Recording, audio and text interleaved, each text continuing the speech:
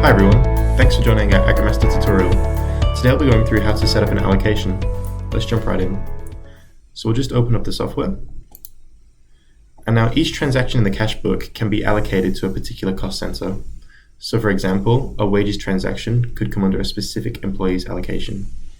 So we're going to use that example today.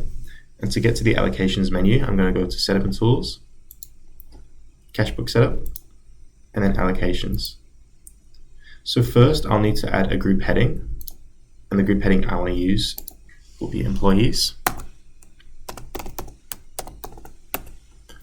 So once I've ticked the group heading button, typed in my allocation name, I can just click the green tick. And then for the allocation itself, I'll just need to make sure the allocation box is ticked, and then I'll just write the employee's name. So I'll just put employee 1. And underneath the allocation, you can put a code. It's optional, but this will help with the reports. So I'm just going to put wages and salaries. Sorry, wages.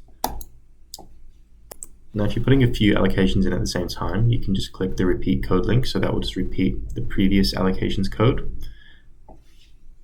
And if your accountant has a particular code they use for an allocation, then you can put that code in here, this box here, the accountant subcode. So once we've set up the allocation, we can green tick, and it should appear here. And once you've set up all your allocations, they can be used to collate reports more efficiently. So that's it for today's video. Thanks for watching, everyone. If you need more information, please have a look at our help articles or book a one-on-one consultancy and training session with our team. All the links in the description box. Don't forget to subscribe to our YouTube channel and give this video a like if you enjoyed it. Have a great day.